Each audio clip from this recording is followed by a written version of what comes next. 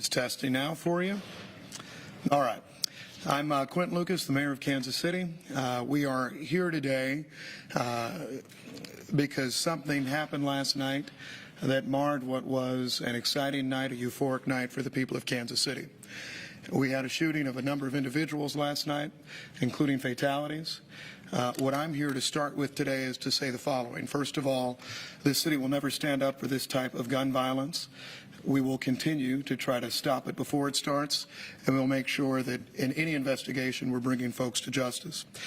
In connection with last night, our Chief of Police, Richard Smith, will share further details with you about the incident, what we're able to share with you now. I will just say a few things. First of all, we've got a problem in Kansas City. We've said a few times that it is an epidemic of gun violence. We're losing too many lives. We have too many people shot each year. We will remain committed, both at City Hall, at the police department, at every agency in Kansas City, in making sure that we stop this problem. I also want to thank the men and women of law enforcement, both the Kansas City, Missouri Police Department, as well as a number of partner agencies, the Independence Police Department, Blue Springs Police Department, the Jackson County Sheriff's Office, the Clay County Sheriff's Office, for their cooperation. So what we'll do now is get further details and information from Chief Smith, and Chief Smith and I will stick around for extra questions for you. Chief. Thank you, Mr. Mayor. Last night at 11:27, we got our first call that there was a problem at the club. Let me go into a little detail beforehand. Last week at the crime meeting, we talked about a Chiefs victory in our city and for our officers to do proactive checks on our entertainment areas. This club had come up previously. We knew it was an issue at some other points of time in the past. Officers had done a check of the parking lot and were less than a minute out when we received our first call. So we had just been there. I have some questions that have been submitted. I'm going to run through them real quick and then take some questions. We had 15 injured. We are still working on what the extent of those injuries are, whether they're all gunshot wounds or other injuries, but we had 15 injured at area hospitals. We were asked, did anyone besides the security guard and suspect fire a weapon? Not to our knowledge. Police officers did not fire any shots at the scene. The only shots that we know were fired were between the suspect and the security guard. The security guard is the one who engaged the suspect. There was a disturbance in the club. We know after several minutes outside the club in the line waiting to get in. We know this incident unraveled shortly after that disturbance. We don't know the extent of what the disturbance had or why it was there. Shortly after that, this is when the gunfire started and the security guard was inside the club and heard commotion. We don't even know at this time if the security guard understood what was going on outside. He just went outside, and that's when he confronted the suspect.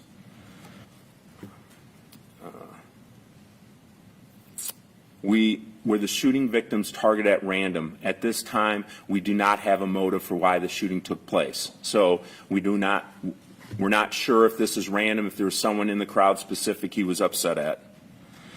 We've heard several theories that have been on social media about people cutting in line, that sort of thing. I will tell you that no statement has been made to the police department as to an exact reason why this shooting took place. So I know there's several theories out there on social media, not sure if any of them are true yet.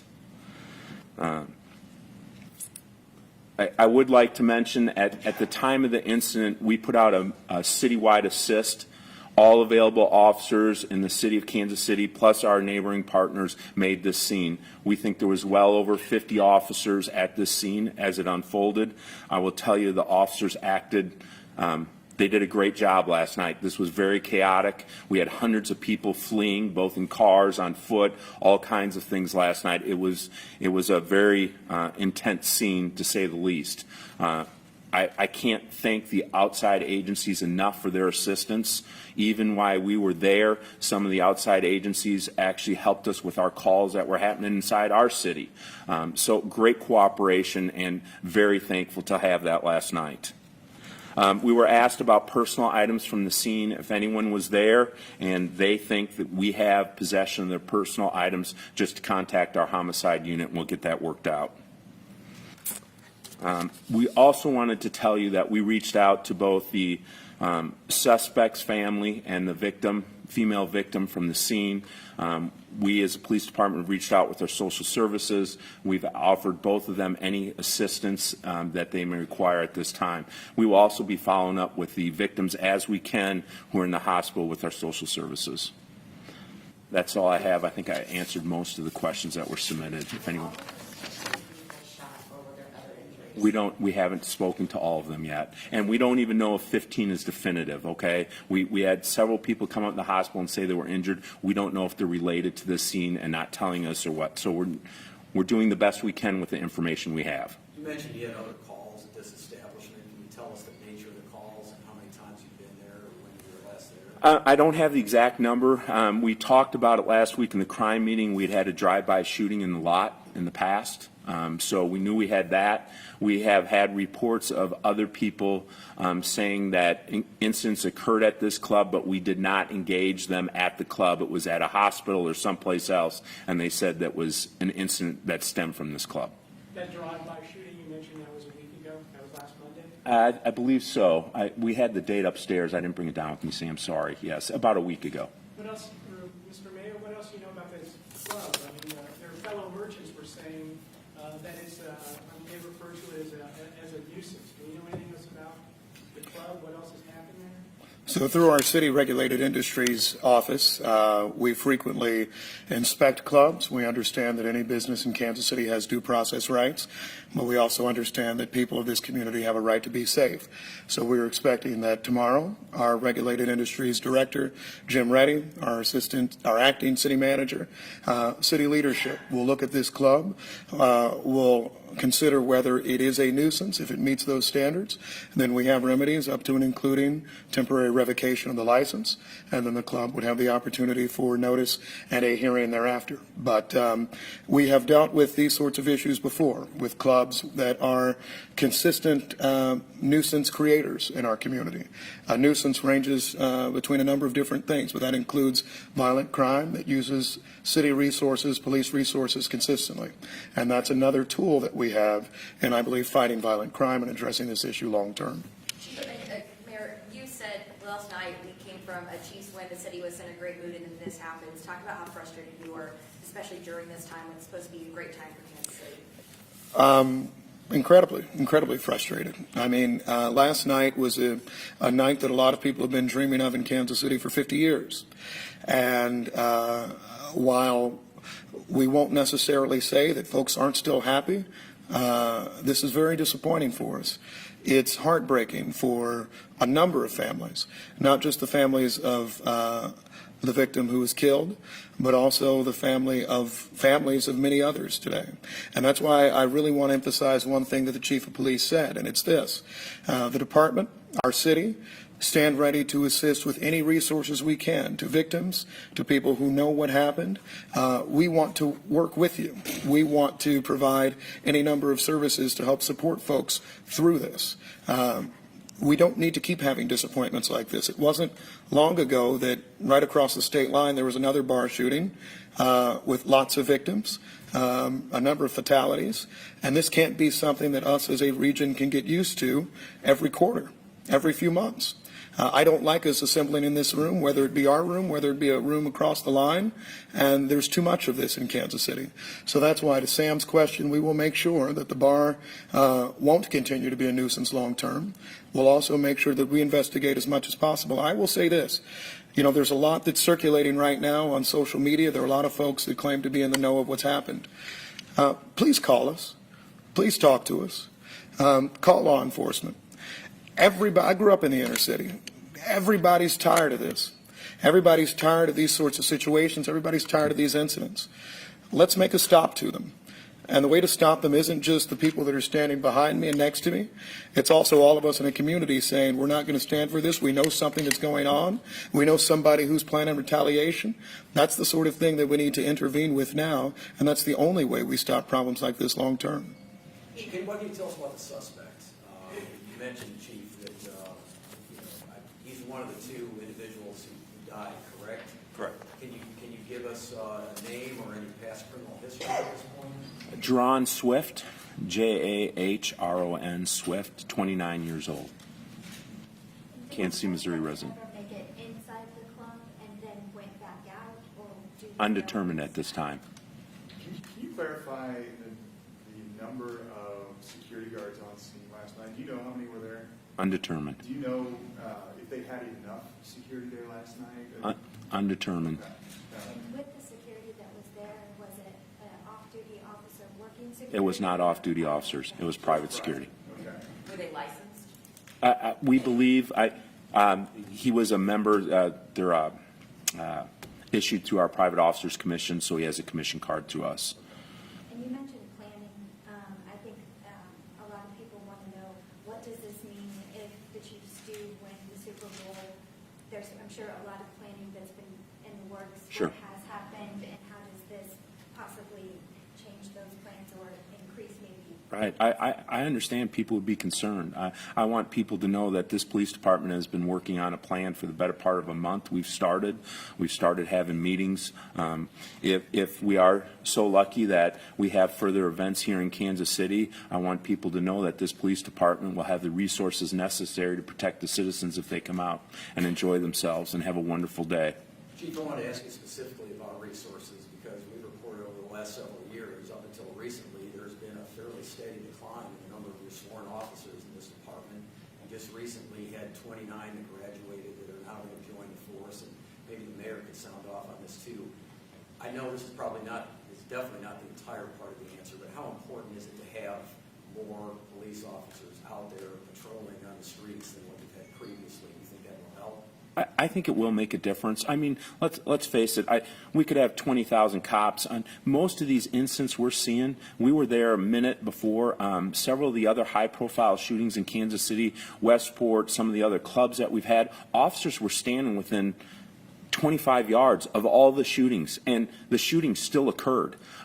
So I'm not saying that an officer on every street corner is the answer to every issue. Do I feel like we should use some more officers? Yes. And you know, we're in talks with the mayor about that and how we increase the strength and where it'd be appropriate and how to use those resources if we get them. So yes, we are pushing for that. Jean Peters Baker was on the record, I believe, in the Star the other day saying that she was disappointed that you decided to cut back on NOVA. What about that, your predecessor's program? Yeah,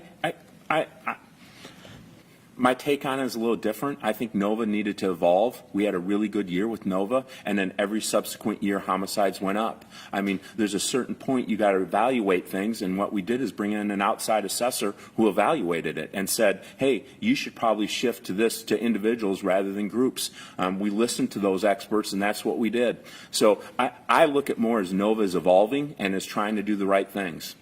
Can you talk about what it was like before this happened, your officers kind of going by, talk about how many officers had come by the cars, kind of what they had seen? They had been there and everything was quiet. I know there was 3 supervisors, three sergeants that made a swing through the lot, and at various stages were leaving. The last one left about a minute prior to the shooting. You know, everybody says, you know, we're not going to tolerate this anymore, we've got to do something about it, but here we are again. Yeah. I mean, every single time we do that. How do you fix this problem? I mean, honestly, we could do, you know, what you said, Mr. Mayor, is great, but that's not going to happen tomorrow. Like, people in Kansas City are scared.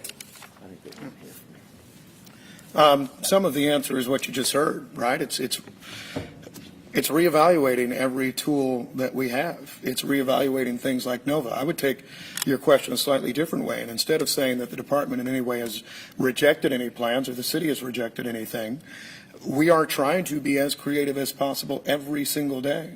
These are folks that spend their lives, their whole days thinking about ways to make this community safer. So I understand that people are concerned. And that's why I made my call before to say that there were hundreds of people in this club, right? There are lots of people that know what's going on in lots of these incidents every day.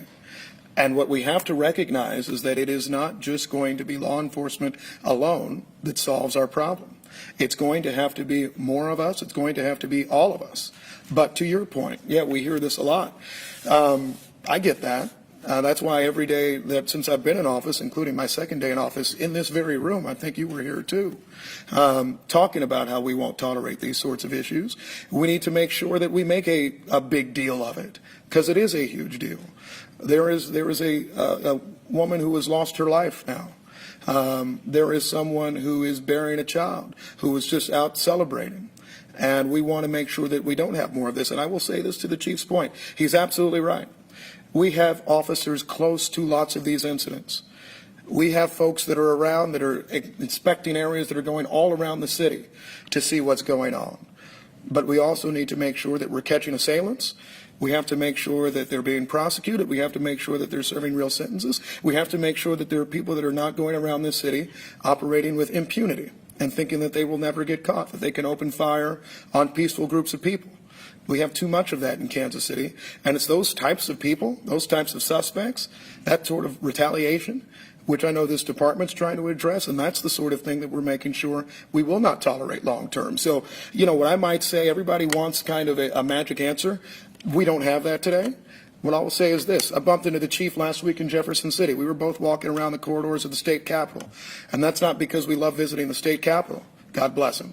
It's because we actually want to make some sort of difference. It's because we were visiting with the governor. We're visiting with everybody who's involved. And that's why we're saying we care about this today to help eliminate situations like this in Kansas City in the future.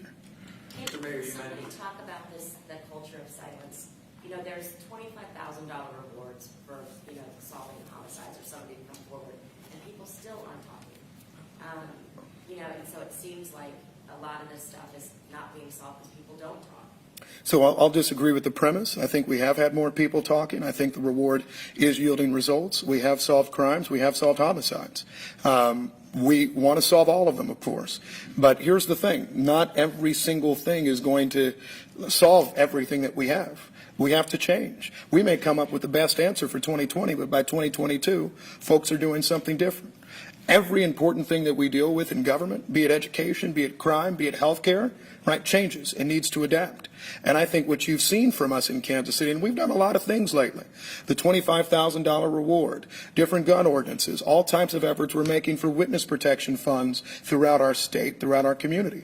These are all steps to making people feel safer in our community, making sure that we can solve crimes, and making sure we can get criminal elements off the streets. The folks, this type of person who would shoot up a bunch of people outside of a bar is a menace. And we want to make sure we're catching menaces like those, that we're able to prosecute them, we're able to get them off the streets before they offend once again. Mr. Mayor, you mentioned going to Jefferson City, and you said earlier today, I believe on our air, that you had met with Governor Parson, and he just gave the state of the state. Yes. And I guess there's going to be more funds headed in our direction. And you also mentioned that there's some programs that are going to be rolling out. Can you expound on that a little bit more and what you hope to do with the added resources that you come from the state? We want to be smart with every resource we have. This is one thing I'll say, and I won't have anybody else say, but we spend a lot of money in what I like to call our anti-crime industrial complex, which I'm not talking about the police, I'm not talking about the prosecutors, I'm talking about a lot of organizations that have gotten funds for decades, for the majority of my life, and we need to make sure that we're actually being productive with what we're doing. They need to be agile in the same way that you ask our law enforcement to be agile, in the same way that you ask for our leaders to be agile. And that's the sort of thing that I'd like to see us focus on. A chat I had with the governor a few months ago was this. He said, maybe we can find resources, maybe we can find money for counseling, anything like that. We want to make sure it's being spent well, that it's being spent to make a difference on crime in Missouri. And so that's the exact sort of work we're trying to do. That's why we have folks that come assess the types of programs that we have each day. And that's the work we'll continue doing. Chief, I have a couple questions for you. Are you familiar with the suspect, and are you looking to see if this is gang-related? No indication. I don't believe the suspect was on our radar for anything in particular, no. Chief, what can you say about the actions of the security guard? It appears that he saved lives. We know that there was multiple firearms involved, so we think the security guard's actions definitely saved lives. Can you clarify that, the multiple firearms? Yeah, we're still investigating. We're still tearing it apart, but we know there's multiple firearms involved. So the suspect had? Yes. Do you think there's a possibility there was two people shooting? No, there's no indication of that. What can you tell us about the female victim? Yes. Sorry. Hang on one sec.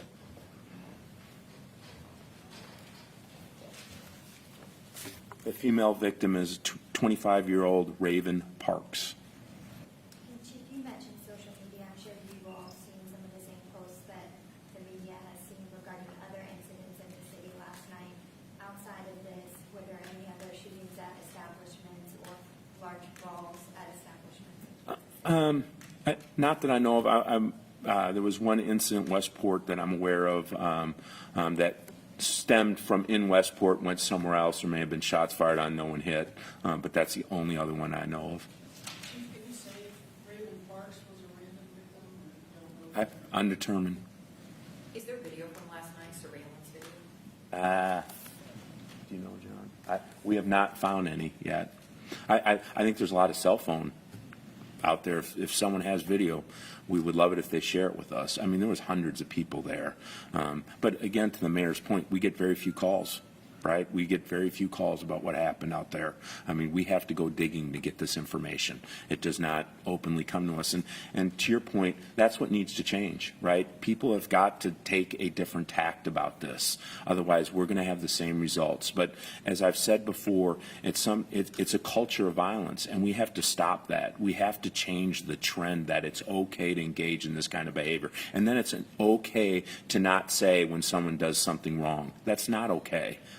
What would you say to many people who will be out into less than 2 weeks to watch the Super Bowl at many of these clubs, hopefully celebrating? What do you say as they watch this and maybe worry about, their kids and themselves going out? Yeah, I think we're going to learn some lessons on this. Obviously, we have a place we need to address where we know we've had prior instances. We will be addressing that in the coming days. I think we will make sure that we had the proper staffing. We were overstaffed last night. We had held people over. We had specialized units working. I mean, we were very much out and about in this city trying to make sure everyone had a wonderful time. I mean, think of the guests that we had in our city for the game from other cities across the country. I mean, we want to roll out the red carpet. We want Kansas City to be that place that they want to come to, that they enjoy, that they had a great time at.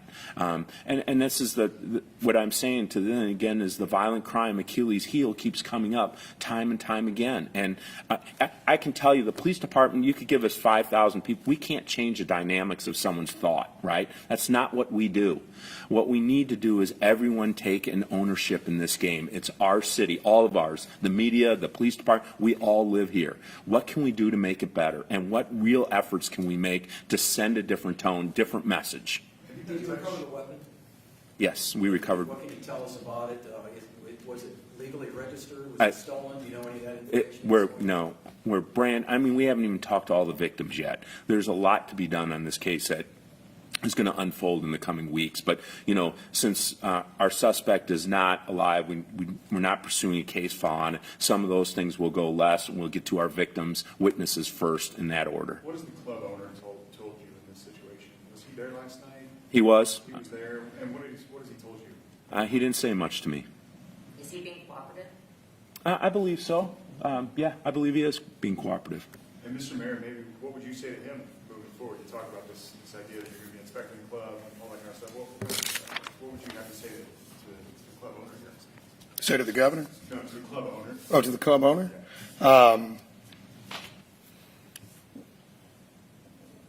Need to make sure people stay safe.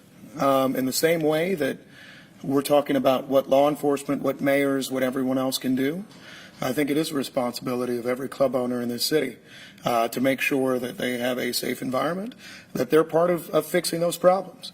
I think when you have hundreds of people who are there, it might be reasonable that the club owner learns something about what's going on too, or somebody tipped them off. Work with us. I want every club owner in this city to work with us to make sure we avoid tragedies like this, to make sure we know the fights that are coming, to make sure that they tip us off to what's going on.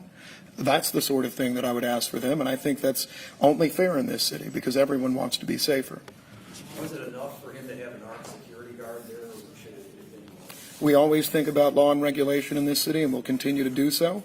At this point, as the chief said, we're going to evaluate this situation from our lawmaking side as well. So that's what we have. Thank you all for being here today. Thank you. Thanks.